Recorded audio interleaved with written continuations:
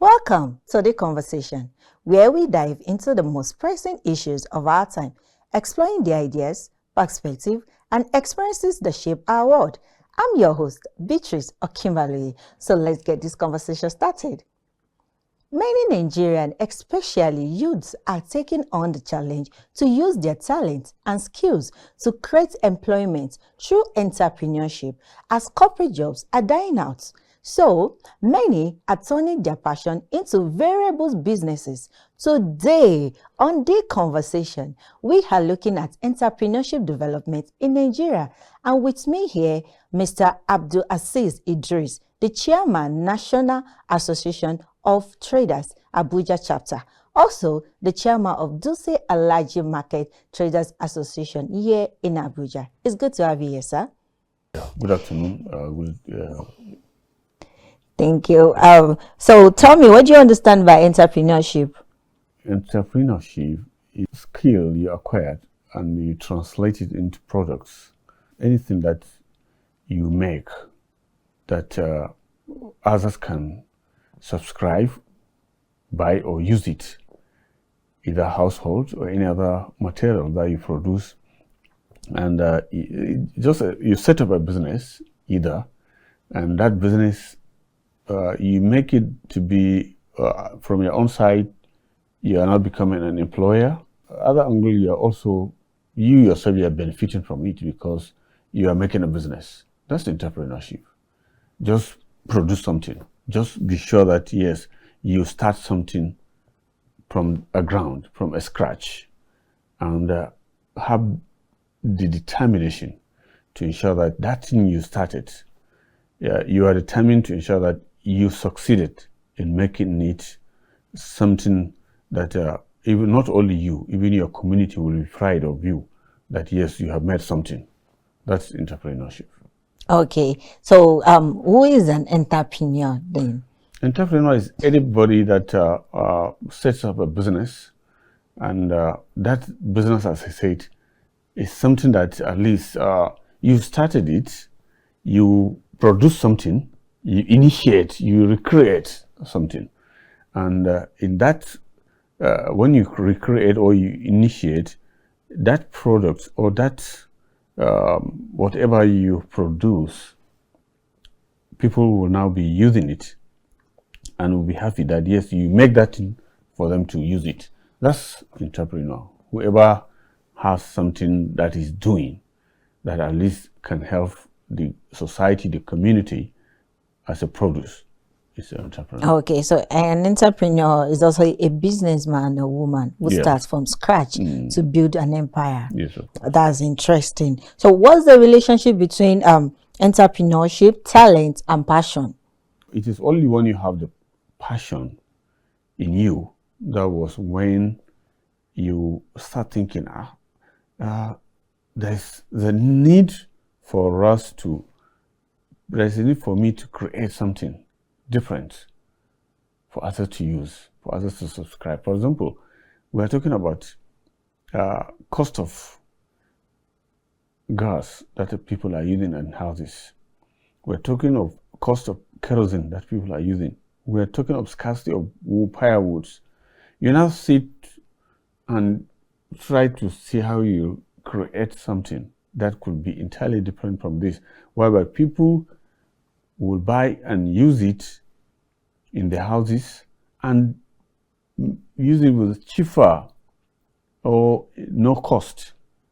That's the passion in you in creating something. When you have a passion, you can see that you'll be thinking that, yeah, there's a need for me to do something about this because people are complaining. People don't have money. For example, a community that is largely they are laborers and whatever. And now that you find out that these people, they need something. We need to do something so that if they didn't get firewood and they don't have money to buy gas, so let's have a stop whereby if they, instead of using 20 pieces of charcoal with the 4 or 5 unit of charcoal, if they put it in a kind of stove that you create, they can be able to cook. That's the passion of creating something.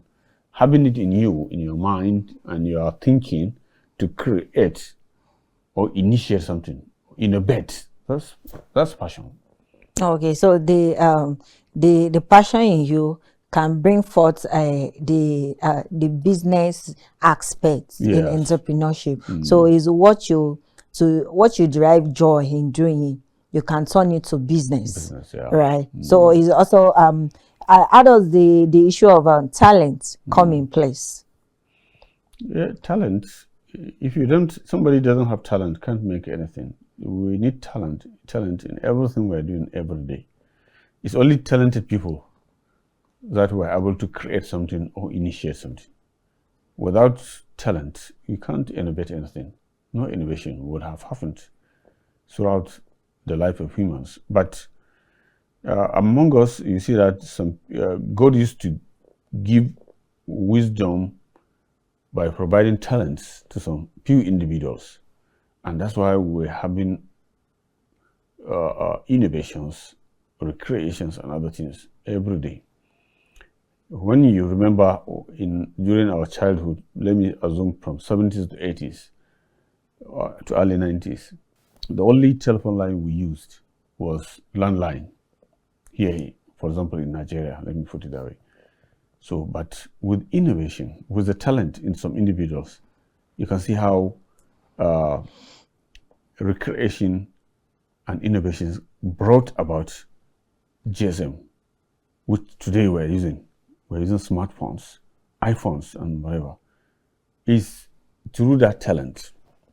When talent meet that passion, you understand, that you're talking, and when it meets people that have the talent that to recreate, to innovate, that was when we were able to be having these gadgets we're having today.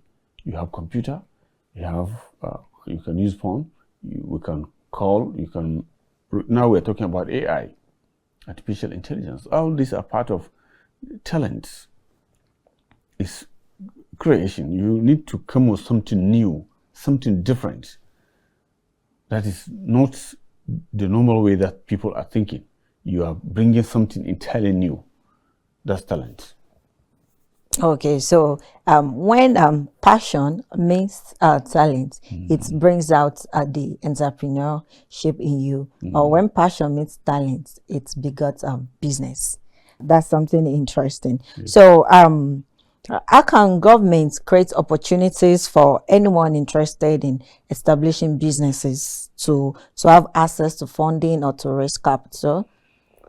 Yes, there's a role by the government to play, and there's a role we are also to play individually for us to ensure that enterprises do succeed. Anytime we're talking about entrepreneurship, I used to remember the history I read about MQ Abiola, late MQ Abiola, whereby he's the man that started business from scratch, from lower level, from selling some little goods or goodies. That's how he rose up to the level he was before he left this earth. Likewise, sometimes when you are listening and you read from some few individuals like Dangote and others, you find out that yes, they did not become billionaires overnight. They didn't become trillionaires overnight. They started from the scratch. There was a time they don't have much. There's a time they were not recognized by the society. They were not known. There's a time that within the community they're living, they were just been looking at as a smaller business owners, small entrepreneurs. But today, what we are talking, today the people, pay me up to $1, and to mention many of them, you will find that there's a time that they started from a scratch. They started from a low-key entrepreneurship, but today, look at where they are. Now, entrepreneurs, there's several ways the federal government is trying to ensure that entrepreneurs do survive and help them with the funding. It has been happening. That's why federal government has this small and medium scale enterprise agency. It's an agency that always try to help small scale entrepreneurs. Businesses. Okay. I lead in the markets, and in that, what happened, what we see sometimes, yes, we used to meet them, and they sometimes used to come and meet us, whereby we check among the people we have in market. There were people that you can when you see what they're trying to do, you know they need help and funding because they have the talent and they have the passion to do it. I could remember some last 2-3 years when I introduced somebody to the office of the SMEs. I introduced him to the agency, and he succeeded. I introduced so many, but this particular guy, he tried, and I see him always as success. He's also a tailor, but he's producing bags, traveling bags, handbags, and so on. If you see how he do it, you'll be thinking some of bags that he made, you'll be thinking it's a foreign bags, because he focused on the work he's doing. You understand? Yes, sir. And yes, he has the talent, and he has the good hand. His hand were very, very good in making it. So when I see, I said, this guy, with the help of, if you get funding, I'm very much sure you can do better than what you are doing today. And I do introduce him. When the SME intervened in his, he was able to secure a loan. Even last 3-4 years, when they're doing this NISAL microfinance funding, he was able to get one or another one too. So that really helps him. Now he's doing better. Then he's alone doing work. But today, as I'm speaking to you, even apprentices in his place, they're about 10. Well, he has about almost 5 permanent staffs. This is entrepreneurship. That's how federal government, state government, and local area councils can intervene to help people in their enterprises. If you go home, let's discuss about even our women folk, whom are also trying to do entrepreneurship at home. We need to encourage them at every time. And that's always what I used to tell when we come to meeting with anything, government, any agency that come, either state, local, or federal. I used to tell them, women too need to be encouraged. Because if you look at what is going on now, our women are at home, some of them. Some, they come to market. Some, they went to office. So those who are at home, they should not be allowed to live idly. You understand? Yes. That's why inside home, what is the passion that is in your wife? What is the passion that is in your daughter? What is the passion that is in your sister that she wanted to become an entrepreneur? Find out from her. If she is good she can do kunu zaki, zobo, kunu aya, help her do it in a very fashionable way. If he is the one that can do kuli kuli, that is produce oil and also have that chaff called kuli kuli and so on, help her. Let her do it in a modern way. We are living in like our society is every day changing. Do it in a way, make sure it's hygienic, package it fashionably. It's branding and branding and so on. Yeah. So that's what we coach them. We need to tell them how to do it. And if there's any way they can access funding to help them have machines, if something that requires machines, then do it.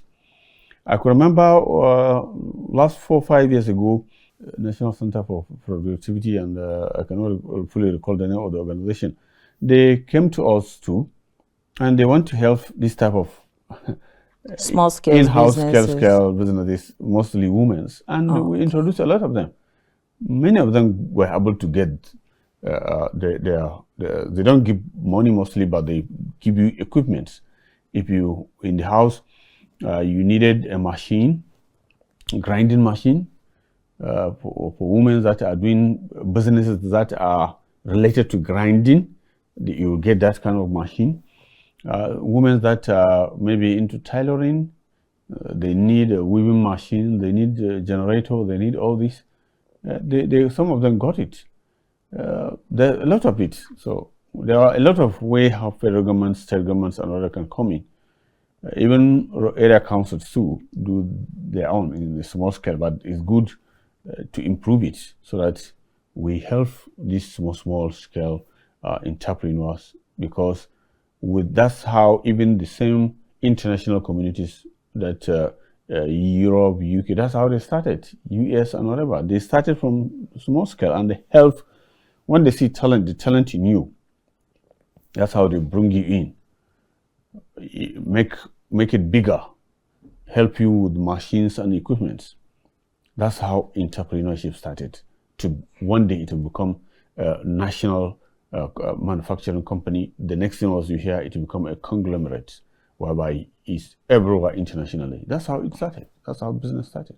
What do you think about vocational studies, vocational schools and technical school? Do you think the stakeholders should put that into school? What do you think about it? Because I felt if we have a vocational and technical school, or if it is incorporated in school curriculum, it also brings the other side of youth, of children when growing up. So they'll see the business aspects of life. And it's also bring out their talents and passion out. If there is access to a fashion school, or in part of your school curriculum, okay, those people interested in sewing, fashion designer, so as they are reading their books, they can also go for a fashion school. So by the end of the day, if there's no corporate job, they can move to their fashion business. Also, what do you think about vocational school and technical schools? Do you think should be incorporated? Definitely, no doubt. It's not every time that somebody can have white collar job. You understand? It is very important for us to have vocational schools. I could remember in early 80s, we have vocational schools in some designated areas all over Nigeria. Is it still functioning? Most of it were completely scrapped then. I could remember the vocational school that was in existence in my area council. Later years, it has not been there because they changed it. They just moved another secondary school into it and forget about the vocational training school. It's very, very important because they are our youths. That's why we're lagging behind. Let me even put it this way. And this is one major problem that is become a setback for us in Nigeria, because vocational schools back then, people look at it as if you are sent to vocational school, you are inferior to others. Or you're a dollar that can't catch up with the school curriculum. That's what people thought about that time. Oh, okay. But if you carefully check, that vocational school should have been the school to produce our engineers. That should have been the school to be the primary source of our innovations. If to say we ensure that, the both state, federal government and others collaborate to ensure that those vocational schools went on and function as they are, I'm telling you, we shouldn't be importing Jason Pons. We have the talent, we have the brain. Nigerians have it. We should have been doing experiments every day, trying to create things every day through those vocational schools. I could remember there's a department they are teaching woodworks, which if to say that thing works effectively, we shouldn't have been importing chairs from foreign countries, beds and others. Do you know that we are still importing beds and chairs into Nigeria from Dubai and others, from other foreign countries? We shouldn't have been doing that. There's electrical department. We shouldn't have been now by this time importing common bulbs. There's still some electrical departments in than tertiary institution. There but is. They are more of a theory aspect, not the practical side. We should pass theory aspect. We shouldn't be talking about vocational training. Is not where they will teach you theory. Pure practical. It's practical, and that's why experiments and others are coming up. That's how the foreign countries that were trying to emulate or to try to copy. That's how they started. It's from that vocational school. When you were trained in vocational secondary school, by the time you went to university, it's a matter of theory then. It's a matter of practice. Every day you'll be in lab. You will be testing this and testing that. Before you know, you join A, B, C. Before you know, you get the result. You have something to do, and you have something to produce. That's how all it started. I remember, yes, as I said, electrical department, even agricultural equipment, and so on. Then that's why they were teaching people how to do it. Supposing that we have that vocational school functional up to this day, it will have changed things as far as Nigerian youth is concerned.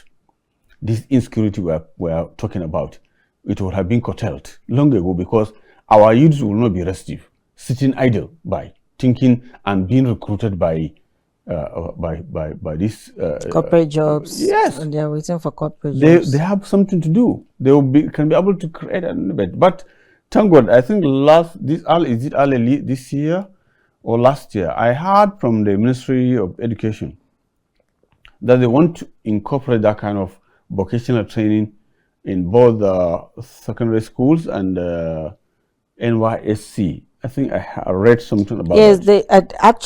They do that in NYSC scheme. They do that in some NYSC scheme, their Sahid program. So they allow them to do some trainings, and from there you can take it up and furthermore. There's a need to have it in large scale, and even at the primary, if possible. I'm telling you, if federal government can start vocational training right from primary school. In every primary school, there should be that vocational room. Or a mini factory. Yes, a mini factory, or whatever you call it. There should be that kind of workshop. Okay, this is the word to be used. Workshop, technical workshop, whereby within the curriculum, within the subjects, that either weekly or whatever the period should be, there should be a day particularly that will completely be for this class 5. They are going to that workshop. For the whole day, they are going to spend in that workshop, learning, practicing, experimenting. You understand what I mean? Yes, sir. If we can start from primary school, it will make changes. Come and see. I have seen in China, in Japan, that's how they do. They start to teach their children right from primary school how to join this wood and another wood, how to nail it, to make something, to produce a shape. You understand? They start to teach them how to convert or something into another thing. Just a simple primary method of teaching children how to recreate, how to do earrings, this one, how to do a wristwatch, how to assemble it, even if you didn't manufacture all, but you teach them how to assemble a wristwatch, how to assemble a glass, this eyeglass, how to assemble chargers, wires, and whatever. That's how you begin. By the time that boy inspired, he will begin to have the passion. I wanted to become an engineer. I wanted to become a manufacturer. I wanted to become this, and I wanted to create this. I want to recreate that. That thinking start from primary level, going to secondary level, upward to university. What do you think the result is going to be remarkable? It's going to be a result that everybody, including the society, the country, everybody will be proud of. If we started this primary, secondary, compulsory, yes, you have to attend vocational class. When you come to university, yes, ensure that you acquire skill, not something that you're coming out. Even by the time you left university, if you didn't get the white collar job, not You can have responsible, something for you can have yourself to something to do. follow on. All you needed was maybe the funding, as you said. And there should be we need to have many agencies in Nigeria that can help in ensuring that people can access funding and start something. If we can have, I know there is, but the kind of level of protocols that you go, if it is bank, they will ask you to bring collateral if you need some good amounts for you to start a very good business. Imagine somebody has the talent. He has started from primary, secondary to university. He has all what it takes to create porn. He cannot start creating porn just like that. It's not like producing kuli kuli or producing kunu aya at home. He need glass, he need rubbers, he needs some other gadgets therein. Yes. So definitely he can't start it just, he need funding. So if he can't get funding from family, maybe he came from poor family whereby, or they're even less educated, they're less privileged or something like. There's a need to, in our society, for people to come to his aid, to intervene. Let him showcase his talent so that he can start from somewhere. The society itself needs to collaborate with such type of people. The local government area council need to collaborate off and off, state and even federal. That's the problem we're having. So many times you see that a Nigerian will recreate something, but before you know, this Oyinbo, when they find out, this thing he recreated is very something, is something that we can look at it. They just took the guy outside. I think I read several times, many people in Nigeria try to manufacture aeroplane. But before you know, because our Nigerian system, due to the way it works, they will just fly that person outside. The next thing, you hear him, he's on designing the plane, how it will do this, how this one will become this. You will see that you go there, you find out maybe it's a Nigerian engineer who has that talent. He started it from here, but he couldn't get the proper backing, he couldn't get the proper support. But he ended up in Europe or America and employed by Boeing or employed by Airbus, employed by GM, producing vehicles. That's what is going on. Exactly, that's what is happening in our medical practices, medical health sector. Our doctors will leave Nigeria and go outside. When you leave Nigeria, you go and meet that you want to see doctor in Germany. The next thing was, after your turn to come in, you come and see you see Bio or you see Abdul that you left him. You run away from him in Nigeria. You meet him there. That's what is going on here. Even the technology that we're talking about. I'm telling you, if you are going to some countries, if you're able to unravel some of these industries, you go there, you find out they are Nigerians that either are the designers or they are the one even doing the direct manufacturing because they have the talent, they have the good hands do. But we don't want to give priority to ourselves. We prefer to export the talent outside, which is not normal. We should change from that. Okay, sir. Thank you. So, let's go on a short break, and when we come back, we will talk more about businesses, how to create business, and how to grow a business. We'll be right back. Stay with us.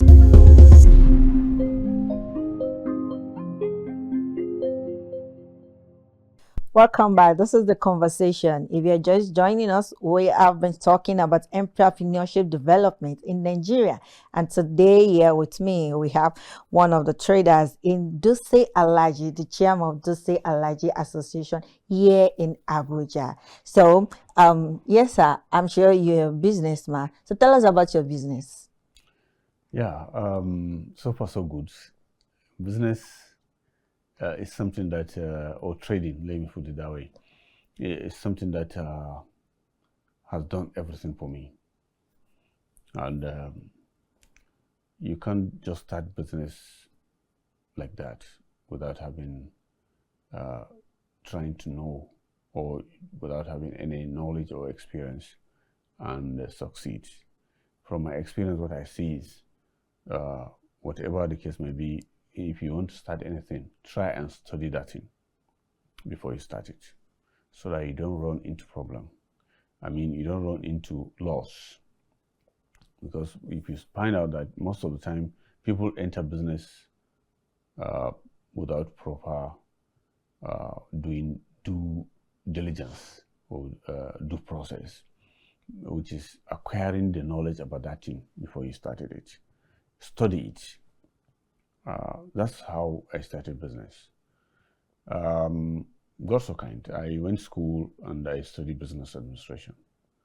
Okay. So, and every business administration students at the school, you are taught to be an entrepreneur.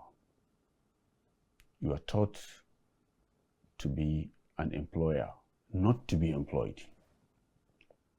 If you are employed, that one is something different. But how you are groomed to become an employer, not an employee. That's business administration for you. You learn a lot of things at school. You are taught the theory, you are taught the accounting method, how do you do your P&L. You are taught how you manage humans, how you manage customer, how you manage your staffs. You understand? Yes. These are the things. How you manage the environment, how you turn environment or weather or atmosphere or topography into business. You understand? That's how when you're trained as an entrepreneur, anything you can turn it into an opportunity for business. And that's how I find out that it's not necessary that I have to work. I started working, but I find I don't feel comfortable working for somebody to be paying me monthly. I'm like mortgaging my own life for him. No. Okay, so if I can get you've been working somewhere before. You Yes. were working a corporate job, right? Yes, Okay. I do corporate jobs. Before you moved to a business entrepreneur. So what aspects of entrepreneur are you into? Or what's your business like? What's the aspect of business? How do you even start your business? Yeah, of course. My business I do now, the business I do is mainly foodstuffs. Okay. I sell foodstuffs, especially rice, oil, and so on and so forth. Just that line of food chain. Okay, so you're into food sales in all sales, right? Yes. Okay. When you first started your business, what was the first business you started, and how did you grow the business that now you're not selling food in large quantity and stuff like that? Yes. What happened is when I wanted to start, yes, I started from small. I started from the small level of it, so that I will be learning little by little. What happened is I look at the opportunity. What is the best business that I can do without no much regulations? And I find out that you can sell food. You can sell foodstuffs. No regulation in that. All you need to do was get your own capital, get a place, you understand? Prepare yourself, get determined, have the passion to succeed, then you started it. So what I did was, when I now find out where is the opportunity that I have, even if I have the capital, which is the best place for me to start business? Because customers, patronage and loyalty of customers makes business to survive. You understand? It makes business to become viable. So what I find out was the best place to do that kind of business is market. And that's why I was in market. I got a place in market, and I look at how do I start my business in that market? What do I do to make sure that my customers get satisfaction and I create loyalty in them coming to me every time? And that's how I now look at what do people want in an environment that I live, where the market is? What do the people want? So looking at the fact that, yes, people like the best. If it is rice, they prefer the best. If it is sugar, they prefer the best. If it is oil, they prefer the best. So I go for the best. I now find out that, yes, okay, that best among the best, some people might not afford it, while others can afford. So how do I balance whereby high income people, low income people can have, each one can have at his own level what he needed? Okay, so you're trying to sell to both the high income people and the low income people. So people that can afford it and people that can more than afford it, that they are comfortable in affording those stuff. So which means you said to the high class and the middle class. Yes. So you base your business on selling to the high class and also the middle class. Yes. So you make your sales affordable. Okay, that's an interesting affordability is key. Is key to the business survival. Yes. Any entrepreneurship you want to start, ensure that you make sure that you work with affordability. Wow, that's interesting. And how many years have you been into business right now? Yeah, let me look at. I think in business right now I'm going into 15 years. 15 years. That's amazing. 15 years, and it resulted in you being the chairman of the Dutse-Alhaji Market Traders Association. That's a good one. Yes. Being inside market for 15 years. Yes. So you've met different people from different aspects, yes. and you've traded with different sets of people. You've collaborated with different sets of people in markets and also outside markets, and you've worked with different people in both inside markets and outside markets. Yes. How's their experience like? Working with different set of people, relating with different set of people, partnering with different sets of people, collaborating with them, to the extent that you become the chairman, before you become chairman. How was the experience like? It is very, very interesting. Very, very interesting. I'm sure it can be challenging. Of course. So I want to hear it from to you. That's why I said it is very, very interesting. Okay. In the interest, why I said it's very interesting, it is the difference between you that you are educated and those who are not educated going into such type of business, is that when you are in a place like markets, when you open an entrepreneurship or you started a business anew, you, like me, let me speak by my own experience, is that I took that market not only a place of just to buy and sell. I didn't take it that way. What I look at market is a place for me to study. Oh. I look at it as a faculty for me to be able to do research and experiments on even human behavior, products and others. That's why in business administration, you are taught on how to deal with industrial relations, human behaviors, logic and philosophy of people. That's when you apply it, you will see the results coming. What I'm here trying to tell you is that when you have different customers, you have different staffs, you will see individual differences, behaviors different. You will see attitudes not the same.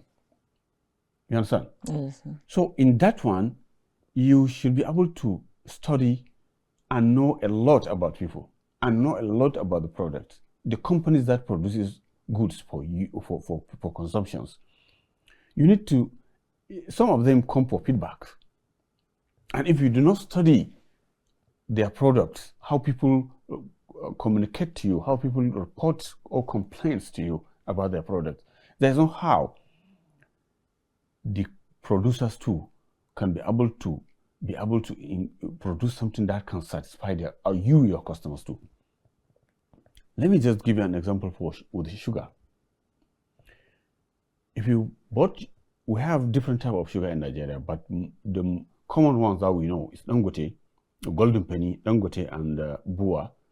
These are the most prominent ones. You understand? Okay. There were individual differences on who prefer this type of sugar, who prefer this one. Bakers, they have their own, there's a sugar that they preferred. Households, there's a sugar they preferred. Retailers, who are putting it in small quantity they're selling, there's a sugar they prepared. Some because of quantity, some because of quality. You understand? Yes. That's differences for you in humans. And you have to study this so that you know how you satisfy your customers. If you take, for example, rice or flour, it's the same thing. There were flour that bakers prepared, and there were flours that people at home, they preferred to use. And you need to get all those ones for them. You need to get this one for this customer, and you have to get this one for this customer. So all these things tells you more about people. Inside the shop you have, or your entrepreneurship, you definitely have to study your staffs too, because you employ from different places. As I'm speaking to you, I have about 30 people working under me. And you see a lot of attitudes, difference in that individual trainings, upbringings. You will see, you employ a boy or a girl, you will find out that if they don't have the home training, if they don't have, even in their school, they are not taught discipline, they are not taught customer relations. It's a work on you now to teach them. You either train them, or you send them for training, or you teach them by yourselves. You have to coach them. All these things are work that you have to do by yourself. If not, you destroy your business. Yes, they destroy your business. They can insult or abuse your customers, send away your customers. Likewise, if you trust them with their with the transactions, you see a lot of discrepancies. Some of them didn't know the accounting methods to use. Some of them, all they want was just to see money and just squander. So if care is not taken, you just leave everything with them. Before you know, your business will collapse. So every day, because of that, you keep changing. You keep looking at, you move with the way society moves. You move with the way technology and modernity moves. That's why nowadays you see most of supermarkets, they have computers in them. They have this micro chips that they can scan images. Your goods and yes, so that you sell with it. It's connected to the computer. All these are innovations and new modern technologies that we always try to emulate to change things from the traditional way we are doing businesses. And now you will see results. You will see difference. You will see that, yes, this is more accurate than the previous one. There could be some little challenges. Yes, definitely. These are part of the challenges too. There could be challenges. Even the way you hire, maybe you rent or hire a shop. That thing, how you need to use your wisdom to know how to play within that. The rent shops do not drive away your customers, because when you hire rent and you think you can apply heavy amounts of money on your customers, your customer will run away. But what you need to do, use some wisdom, I say. You technically know how to add little. You understand? So that you sell quantity. The larger the quantity, the more the sales the turnover, and the more you get little of what you need to have the profit. Not like when you think that because you employ people, you pay higher rent, you are paying other taxes, area council tax, we have FCT tax, we have a lot of payroll, FIRS, and so on. You'll be thinking that you apply all to the goods that you're selling. It doesn't work that way. No. There are things you have to put them in their place, and you should use your wisdom. You should use that your business experience to know how you apply those things little by little, so that you create loyalty to your customers. You also create good relationship with your manufacturers or producers who are bringing goods to you, or whom you meet and go and buy goods from them. You give them the results, the feedback of what your customers tells you about their products, how to improve that product. And now when you bring it, ensure that yes, what your customers needed is what you give them. Don't give them something different, whereby later they'll come and be complaining. That type of complaint, that type of change will make your customers to be thinking, let me go another shop, let me go another place to try here or there. But if you do that, you maintain the loyalty of your customers. Meanwhile, challenges are something that we face every day. You cannot do away with challenges. You have to, so far you are an entrepreneur, you must be ready to face challenges. That's how it So works. all those things has been an interesting journey so far since your 15 years of being an entrepreneur. Yes. That's a wonderful thing to know. Okay, how do you deal with customers' relation? Some customer, your level of hospitality towards customer, how high or how low is it? With you said you have over 30 staffs working under you, so which means your hospitality must be intact. To have over 30 staff, you means you sell in large quantity and you have a larger audience that you are selling to. So how do you deal with a customer relation? Because we know that some customer can be petty, some customers can be rude, and so customer can be difficult to deal with. So, but how did you manage them? How do you ensure the staff manage those customers? How do you two manage the staff that will manage the customer? You get all what I'm trying to say. So, how's the level of hospitality towards your customer? Yes, it has been a very difficult task, really, and a very challenging. Exactly, because most customers cannot be well pleasing. Yeah, customers are different, and as I said, different attitudes, individual differences. Some customers are difficult customers, very, very difficult, while others are simple. And it is through experience, it is through training, it is through reading and studying that you can be able to figure out ways how you handle customer differences. Some customers are very, very difficult to control. Some are hot-tempered. Some are, as you said, pettish. Some came into your place as a customers in disguise. They are not customers. They are even thieves. That's nothing we didn't see.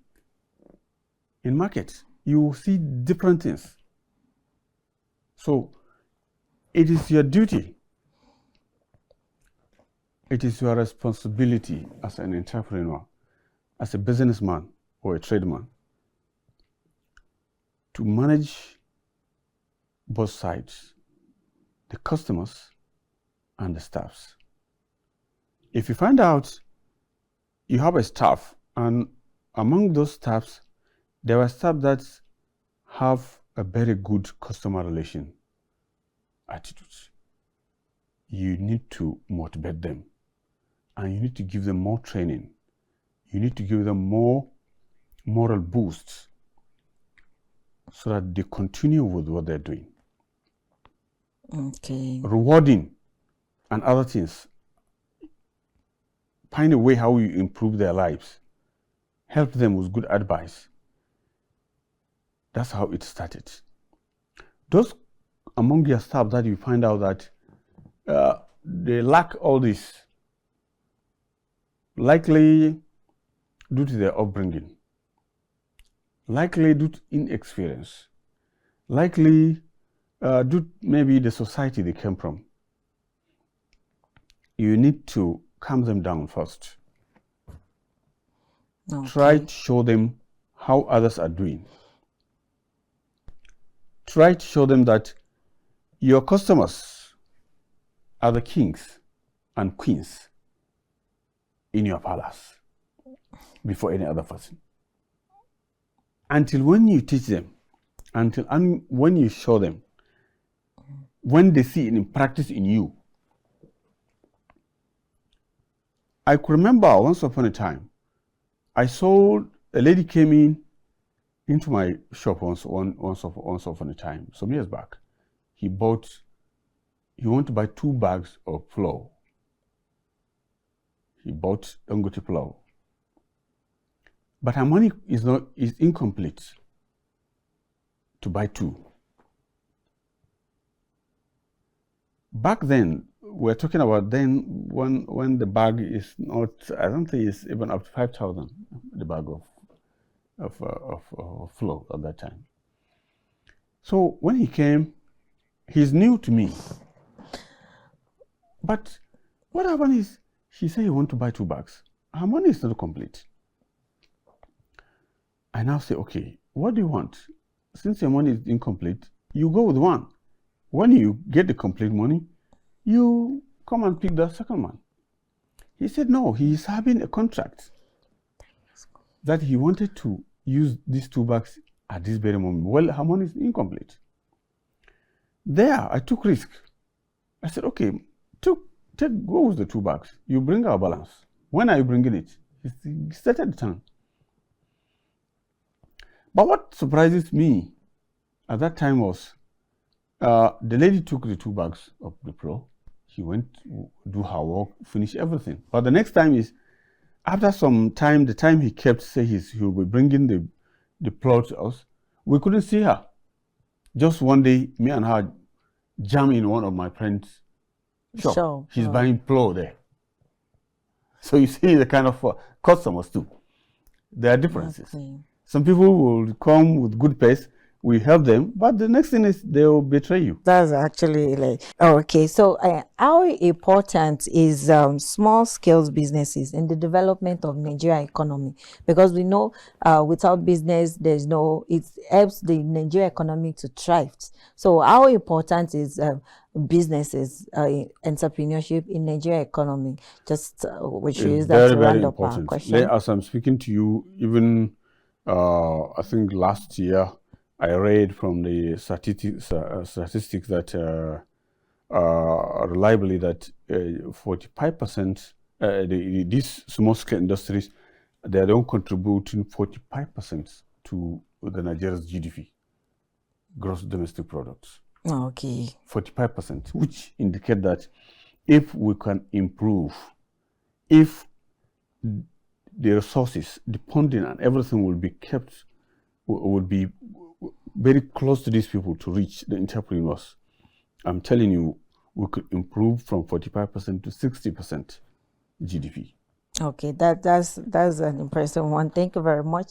And that's all the time we have for the conversation. I would love to thank our guests. Thank you very much for your insights and perspective over this topic. And to our viewers, thank you for watching the conversation. And until next time, keep exploring and keep conversing. I am Beatrice Okinbaloye. Goodbye.